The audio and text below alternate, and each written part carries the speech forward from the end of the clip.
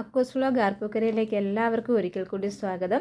അപ്പം ഇന്ന് നമ്മൾ ഇഡലിയും ദോശ ഉണ്ടാക്കുന്നതാണ് കാണിക്കുന്നത്. തലേദിവസം നമ്മൾ അരി ഉഴുന്നു ആട്ടി വെച്ചിരുന്നു, മിക്സിക്കകത്തിട്ട് തന്നെയാണ് ആട്ടിയത്. അപ്പം ഞാൻ അരിയുടെ കൂടെ കുറച്ച് പൊന്നിയരിയും കൂടെ ചേർത്താണ് അരച്ച് വെച്ചത്.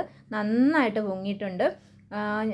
അതൊരു സ്റ്റീലിൻ്റെ അണ്ടാവാണ്, അപ്പം അതിൻ്റെ ഒരു 1/4 ഭാഗത്തോളം നന്നായിട്ട് പൊന്തി വന്നിട്ടുണ്ട്. അപ്പം നമ്മൾ ഇഡലി ഉണ്ടാക്കാൻ പോവുകയാണ്. രാവിലത്തെ ബ്രേക്ക്ഫാസ്റ്റാണ്. ഇത് ഇന്നലത്തെ വീഡിയോ ആണ് കേട്ടോ. ഞാനത് ഇന്നാണ് പോസ്റ്റ് ചെയ്യുന്നത്.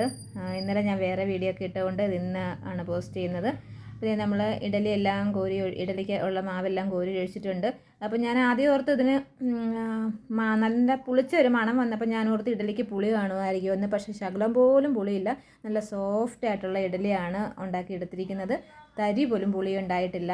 നല്ല ഇഡലിയാണ്, നല്ല മയായിരുന്നു. അതുപോലെ തന്നെ നെയ് റോസ്റ്റ് വേണ്ടവർക്ക് നമ്മുടെ കല്ലിൻ്റെ പരിധി, നമ്മുടെ ദോശക്കല്ലിൻ്റെ പരിധി, അതായത് ഫ്ലെയിം ഒരു ഫ്ലെയിമല്ലേ, ഒരു ഫ്ലെയിമിൻ്റെ ആ തീ വരുന്നിടത്തല്ലേ നമുക്ക് ഉണ്ടാക്കാൻ പറ്റുള്ളൂ. ദോശക്കല്ല് വലുതാന്ന് പറഞ്ഞിട്ട് കാര്യമില്ല.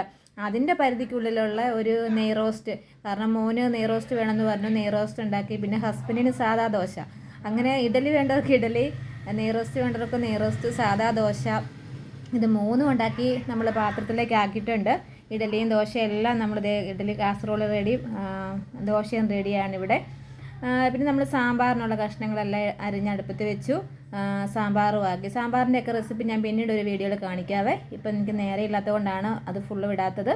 അപ്പോൾ സാമ്പാറും നന്നായിട്ട് എല്ലാം ആക്കി വന്നിട്ടുണ്ട്. അപ്പോൾ നമ്മളിത് ഇഡലി, സാമ്പാറും പിന്നെ ഞാനൊരു സവോള ചമ്മന്തിയും കൂടെ അരച്ചിട്ടുണ്ട്. സൂപ്പറാണ് സവോള ചമ്മന്തി. അപ്പോൾ ഇനി ഒരു ദിവസം സവോള ചമ്മന്തിയുടെ ഇഡലിയുടെ റെസിപ്പി ഇടാം. ഇനിയൊരു വീഡിയോ ആയിട്ട് വരുന്നോടും വരെ ബൈ.